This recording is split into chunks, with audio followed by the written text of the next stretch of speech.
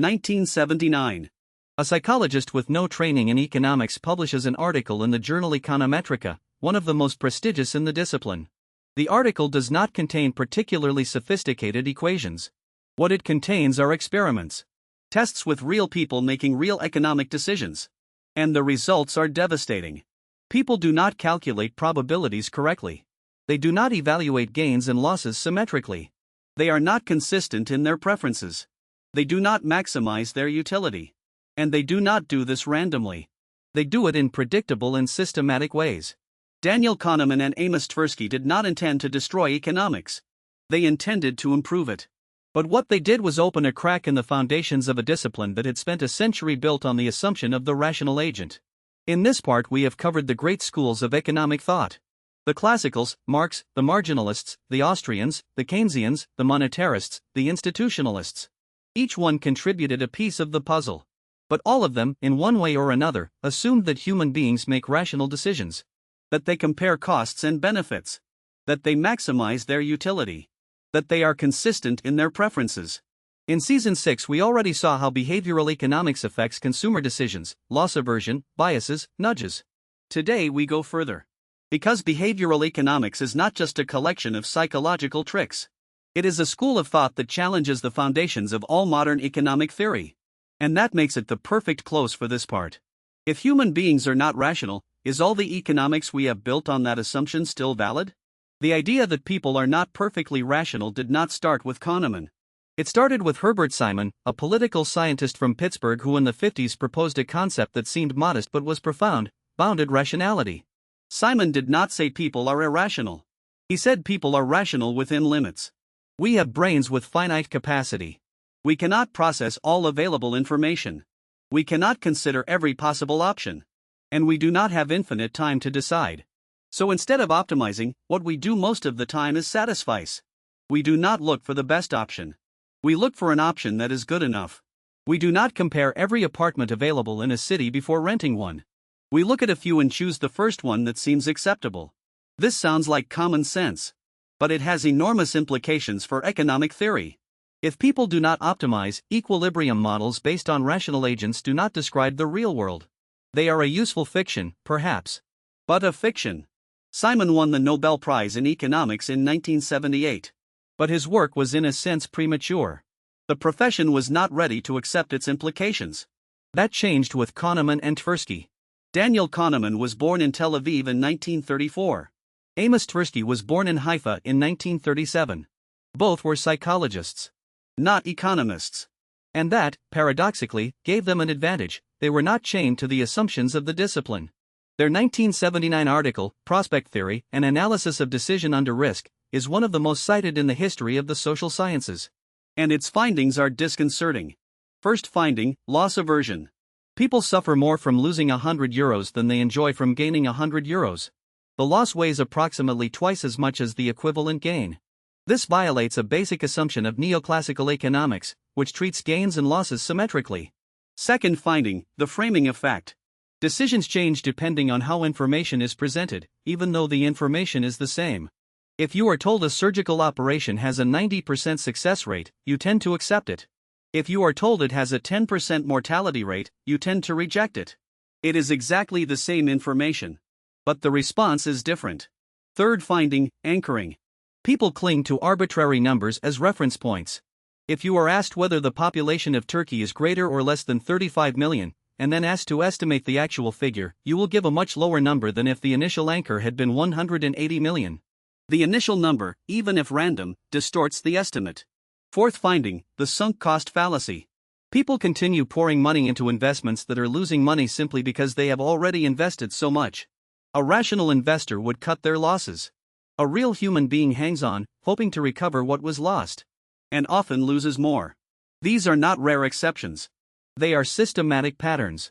All human beings, regardless of their education, intelligence, or culture, make these same errors in predictable ways. We are not irrational at random.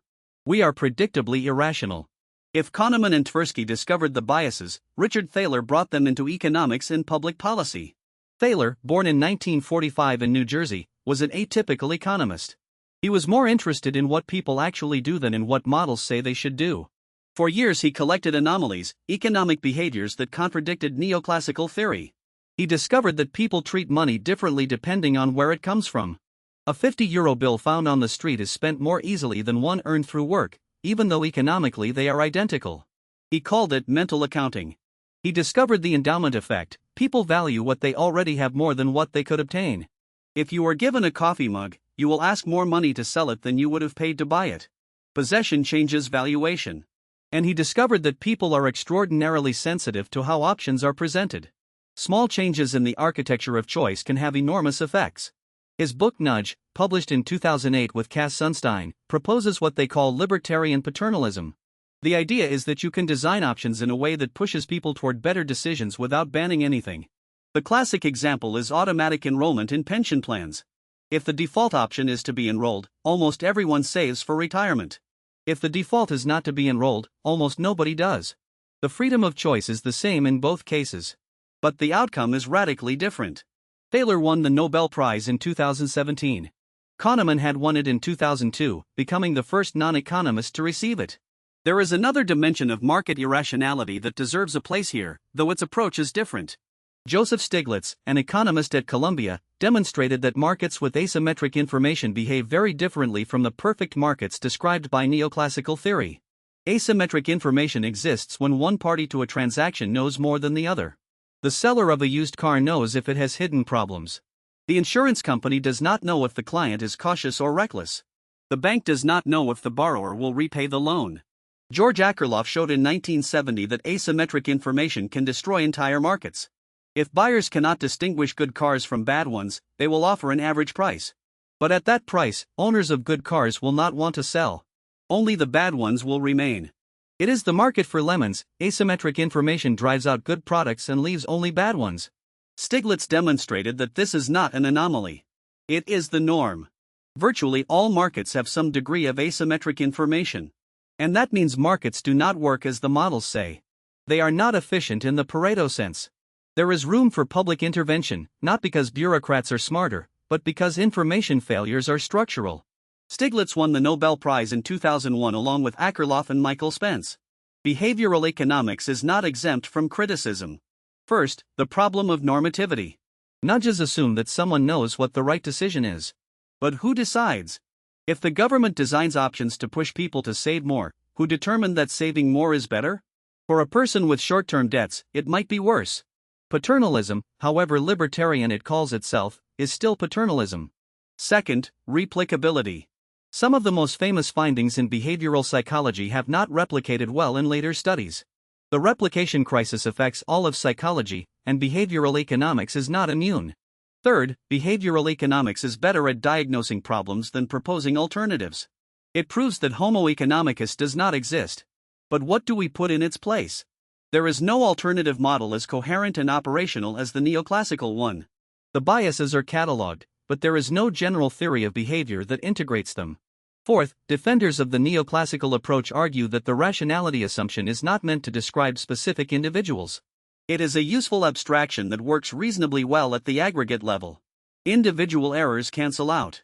Markets punish those who make irrational decisions. And in the long run, competition selects the most efficient strategies. This argument has some truth. But it also has a problem. Financial bubbles show that errors do not always cancel out at the aggregate level. Sometimes they amplify. Irrationality can be contagious. Behavioral economics has practical applications that affect millions of people every day. When a supermarket places the most expensive products at eye level and the cheapest ones down low, it is using choice architecture.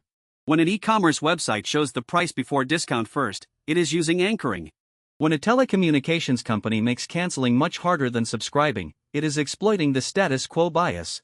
These techniques are not neutral. They can be used to improve people's decisions or to exploit them. The same knowledge that allows a government to design better pensions allows a company to design subscription traps. Behavioral economics gave us a new power, understanding how people actually decide. How that power is used is an ethical question, not an economic one. 3 ideas to take away from this episode. First, Kahneman and Tversky proved that human beings are not rational as neoclassical economics assumes.